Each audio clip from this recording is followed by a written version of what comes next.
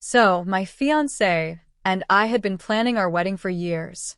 Seriously, we'd waited 3 whole years for this one incredible venue to become available. It was our dream. But then, last week, at a family barbecue, my sister, the notorious golden child, by the way, drops a bombshell. She's pregnant.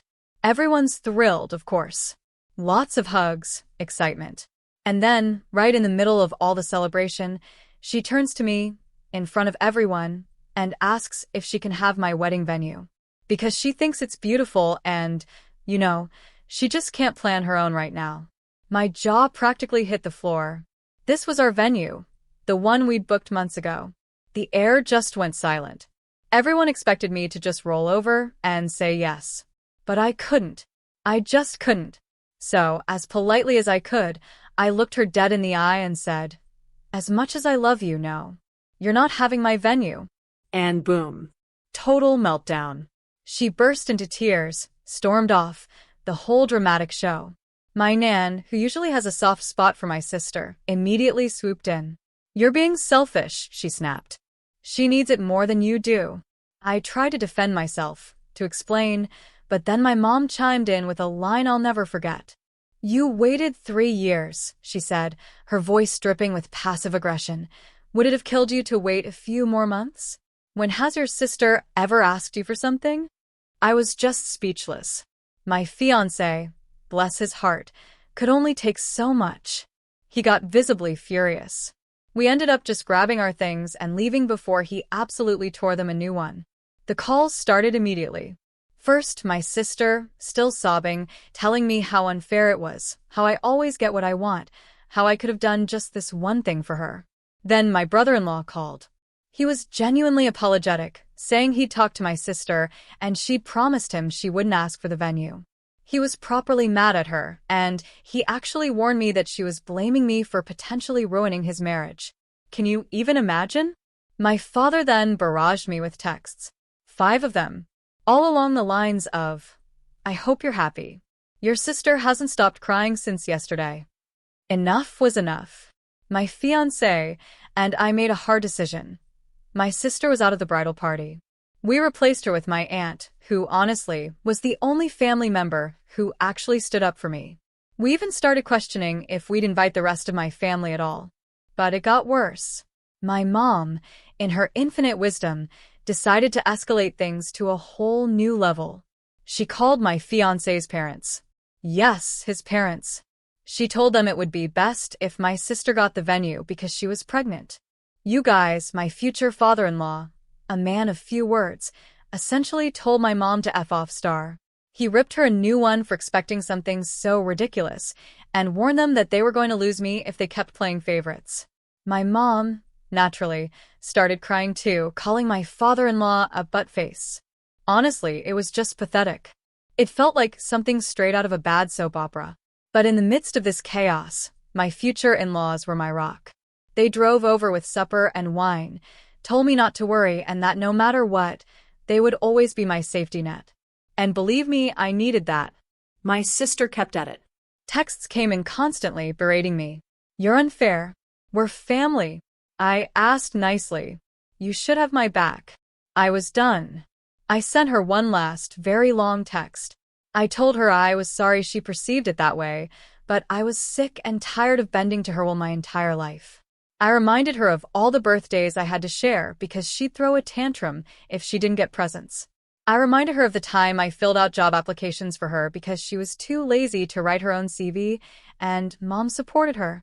But the thing that hurt most? "Remember how you ruined my graduation?" I typed. "How you said it wasn't fair I was getting all the spotlight. How you wore the most expensive dress, made your own cake, hung your own balloons, insisted on being in every single one of my pictures." I told her I was done.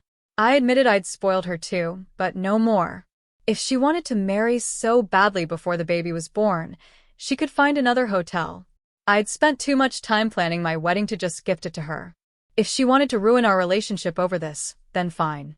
I would sleep soundly knowing it wasn't my fault. Her response? "Wow, you must love me so very much." And then she blocked me. But get this. She unblocked me the next morning just to forward an email from my wedding planner. It read, "Hello, dear. I got the message from your mother and will proceed with the rebooking of the venue on the spot. However, this will have extra costs as we have to change the names on the contract. Please come by my office tomorrow so we can sign the new contract." My parents hadn't even written to me since the whole father-in-law incident. They were trying to steal my venue. My older brother reached out, confused. Mom and Dad had told him I had offered to give up the venue and then humiliated my sister.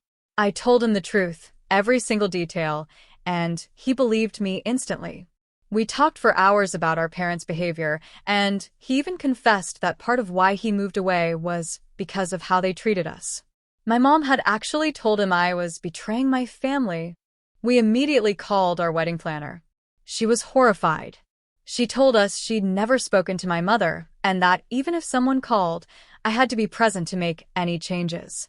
She assured us she'd inform all our vendors, and even offered to hire extra security for the day at a reduced price. The online harassment started next.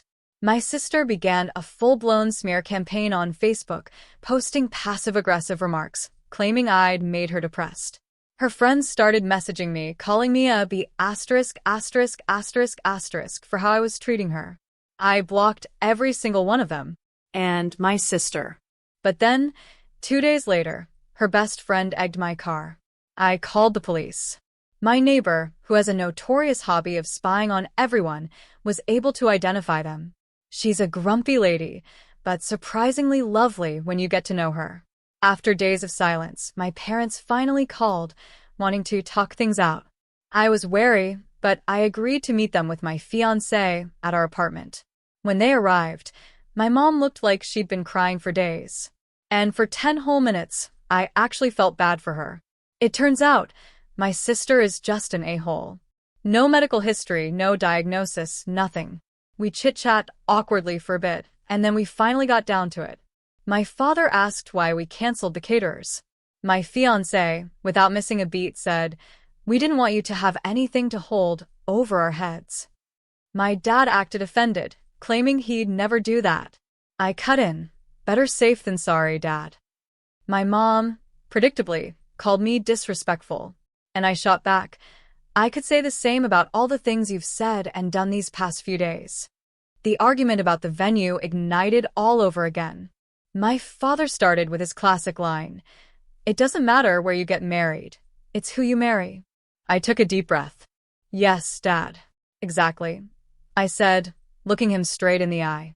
"But isn't it weird how that only applies to me and not my sister? As long as she's marrying brother-in-law, it doesn't matter where, right?" The room went absolutely silent. My father was beet red, gasping for air like a fish out of water. My mom was quietly crying again. "Well," I pressed, "I'm waiting for your reasoning." My father slapped his hands on the table and launched into a tirade about family, sacrifices, and how a loving family should do what's in their power to make each other happy. I just looked at him. "Like how you tried to make me happy on my graduation day, Dad?" I asked. "You know, the time my sister smashed my cake because she wasn't in the limelight?" Silence again. My mother, barely a whisper, asked, "Why do you hate us so much?" And I just looked at her, truly heartbroken. I could ask you guys the same thing. They knew. They knew they had messed up, but they weren't ready to admit it. My mother tried to guilt-trip me again, saying my sister was miserable, hadn't gone out in days because people were judging her. My father went on a tangent about how my little sister just needed more time and attention because she was the youngest. Basically, excusing her horrible behavior. I finally told them how hurt I was, how I now saw their blatant favoritism, how they didn't even try to conceal the fact that they loved my sister more. My mom tried to deny it. "That's not true. We love you all the same." I wasn't having it. I pulled out my phone and opened a list. It was a list I'd been compiling in my head for years, a list of every time they'd put my sister before me. Some had dates, some were specific situations. I read every single point. By the time I finished, my parents were horrified, beet red, and close to tears. They tried to start explaining again, to tell me I was wrong, but I cut them off. "This conversation is going nowhere," I said. "You either set up family counseling for us and apologize to me, or you won't be invited to the wedding." They left. They haven't called since. After that meeting, my parents didn't budge. I was still the bad guy. I was responsible for my sister's depression and her failing relationship. It got so bad that I had to block them and change my number because they were contacting me from relatives' phones.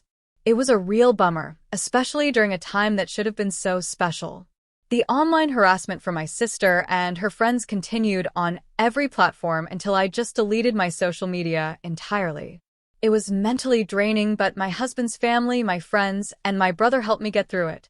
I basically cut off every family member who had given me crap for keeping my wedding date. A few days before the wedding, my nan showed up at my door, begging to be allowed to come. We had a long talk, and she actually ended up apologizing, even though she still didn't quite see the logic in why I couldn't just switch wedding dates. But she promised not to pressure me anymore and just wanted to be there for me. We hugged it out. Our relationship isn't back to normal yet, but it's a start. The bachelor party was amazing. The food was delicious. My husband even made a beautiful 3-layered cake. And then, the wedding day. The morning was surprisingly relaxing until it was time to leave for the ceremony. We were at the venue, taking pictures with my friends, when I saw it. My sister's car, approaching.